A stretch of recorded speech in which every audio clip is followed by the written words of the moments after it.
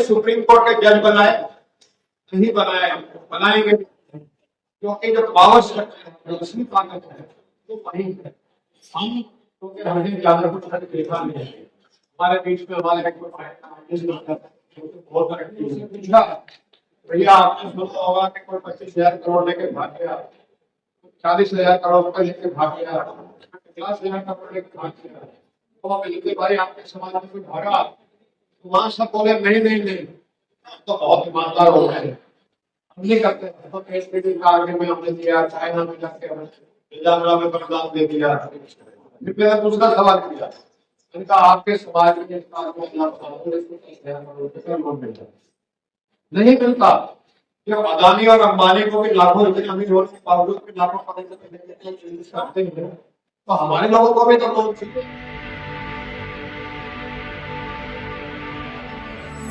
संविधान का जो श्रेय है तो हम सब बाबा साहब को देते हैं, लेकिन उस संविधान का श्रेय महात्मा गांधी और कांग्रेस को मिला, क्योंकि जैसे प्रोफेसर रतन लाल जी बता रहे थे कि पहले वोट देने का अधिकार शिक्षा और संस्कृति का आधार होता है, तो ये होता था। और शिक्षित कौन होते थे, कोई दलित पिछड़ा शूद्र बाबा साहब के शिक्षित हो गए और सुप्रीम कोर्ट का अधिकार हो रहा था। 31 मार्च 1931 को डिवीजन हुआ कांग्रेस का कराची में, और उसमें एक प्रस्ताव पास हुआ कि देश जब भी आजाद होगा सब लोग किसी भी जाति के हो, धर्म के हो, गरीब हो, अमीर हो, सबको बराबर। और मैं बता दूं America, England, France, Germany, Japan, यहाँ पे महिलाओं को वोट भारत कांग्रेस पार्टी आई बहुत ही प्रगतिशील रही। जब देश आजाद हो गया तो संविधान बनाने की बात आई, कांग्रेस में एक सिर्फ डॉक्टर राजेंद्र प्रसाद जी थे, उसके बाद सरदार पटेल, पंडित जवाहरलाल नेहरू, महात्मा गांधी, कितने बैरिस्टर, लेकिन महात्मा गांधी जी ने एक बात पंडित जवाहरलाल जी को कही, नेहरू जी इस देश के धर्म को समझते हैं और इस देश में जो सबसे ज्यादा दर्दमंद है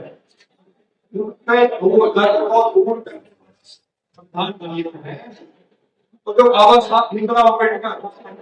जो कांग्रेस पार्टी में नहीं थे, आप ये काम उनको देखिए संविधान बनाने और आप सब जानते हैं बाबा साहब भीमराव अम्बेडकर जी के अलग अपनी पार्टी की शक्ति का, लेकिन उनको लॉ मिनिस्टर बना करके, और ये बहुत ही बड़ी जिम्मेदारी है क्योंकि इस बखूबी कोई शायद दूसरी शख्सियत में देखी इतना सुंदर संविधान नहीं बाबा साहब का संविधान, और संविधान नवंबर 1950 लोग बनाए, बाबा साहब ने एक भाषण दिया और उन्होंने कहा ये संविधान जब लागू हो जाएगा हो जाएंगे, वन वोट इक्वल वैल्यू, लेकिन सामाजिक पिछड़ापन रहेगा, पिछड़ापन कम भी हो जाएगा, लेकिन आर्थिक पिछड़ापन, गरीबी और अमीरी वो बरकरार रहेगी। और ये देश जब तक इसमें आर्थिक और शैक्षणिक और सामाजिक पिछड़ापन को नहीं होगा, सब मुख्य धारा में कमजोर रहेगा। अगर इस देश को प्रबुद्ध राष्ट्र बनाना है, सबको मुख्य धारा में लाना है, तो एक और दूसरी आजादी की लड़ाई लड़नी पड़ेगी। दूसरी आजादी की लड़ाई राजनीतिक आजादी की लड़ाई से भी बड़ी होगी, और इसमें सबको सामाजिक और आर्थिक रूप से मुख्य धारा में शामिल करने का काम होगा। हम क्या देखते हैं आज इतने सालों के बाद में जो तिजोरी है, देश का खजाना है, इस खजाने की चाबी आज भी चंद उन्हीं लोगों के हाथ में है। मोदी जी के बारे में जी ने लिखा किया है 27 मंत्री बना दिए, राष्ट्रपति बना दिया, लेकिन खजाने की चाबी नहीं दी। जो 500 टॉप की कंपनियां हैं, इंडस्ट्रियल कंपनियां, अदानी अंबानी, उसमें से कितने तरह मोदी जी बने हैं? जो अदानी अंबानी की कंपनियां चलाते हो, पिछले बताया सुप्रीम कोर्ट के जज बनाए, नहीं बनाए, बनाएंगे, क्योंकि जो पावर स्ट्रक्चर है, जो असली ताकत है, वो वही है। हम क्योंकि हमने ज्यादा कुछ देखा नहीं है, हमारे बीच में हमारे बहुत तरक्की हुई, हमारा हो गया, इनकी कोई वैल्यू नहीं है। पहले टॉपिक साथ में उनकी सीनियरिटी खराब कर दी जाती है, जो मंत्रालय के सेक्रेटरी नहीं बन पाते। राहुल गांधी जी सवाल उठाते हैं, जो सेक्रेटरी चलाते असल मंत्रालय, जो मंत्री होते हैं, इनके विभाग में आप हमेशा मंत्रालय थोड़ी चलाते हैं, जो घूमता रहता है, तो चलाना जो काम है मंत्रालय का, वो ये लोग चलाते हैं। और वो कौन है? बंधुवादी मानसिकता के है। साथियों,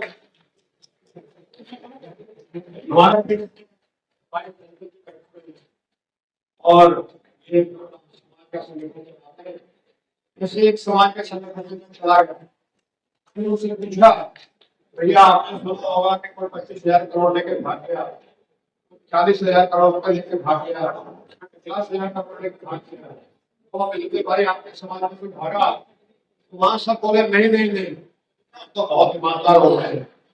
नहीं करते, तो एसपीडी का आगे में हमने दिया, चाइना में जाके हमने में बलिदान दे दिया। फिर दूसरा सवाल किया, इनका आपके समाज में नहीं मिलता। जब अदानी और अंबानी को भी लाखों रुपए अमीर होने के बावजूद भी लाखों करते हैं, तो हमारे लोगों को भी तो लोन चाहिए, जो बैंकों के चेयरमैन देखो, डायरेक्टर देखो, वो भी उसी वर्ग के। मोदी जी जो है, छाती ठोककर मैं आपको मोदी बनाते हैं। मोदी जी का मंत्रालय जो पीएमओ है, उसमें कितने ओबीसी है जो निर्णायक भूमिका में है?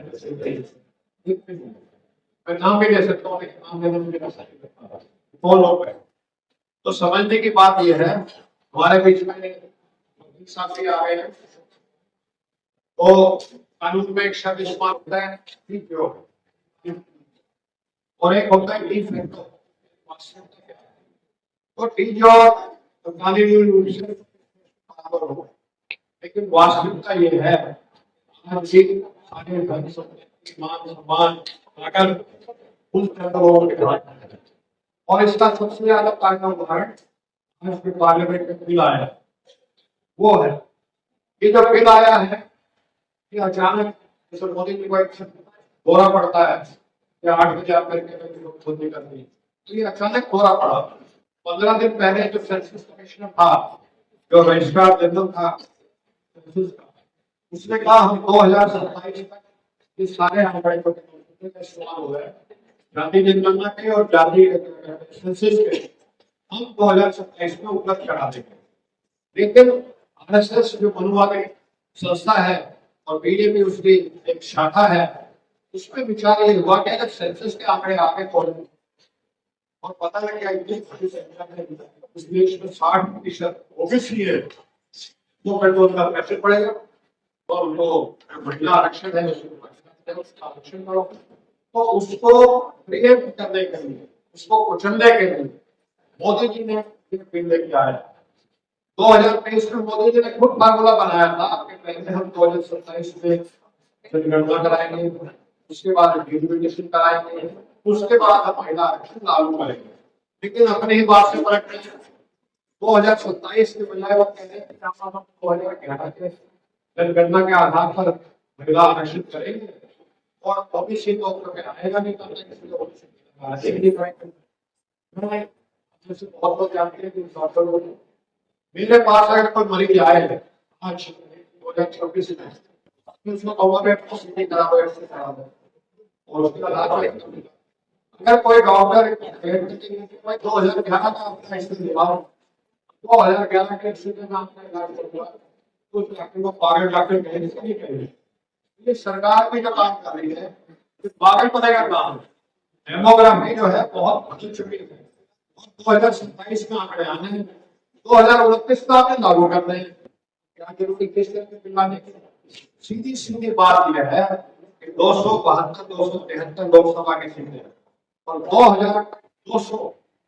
विधानसभा की सीटें जो हमारी पहले व्यक्ति मिले हुए थे ओबीसी इनको मोदी जी नहीं देना चाहते। वो चाहते हैं ऐसे जो अपर कास्ट की महिलाएं हैं वो लोकसभा में आए और फिर आपके बाद कब है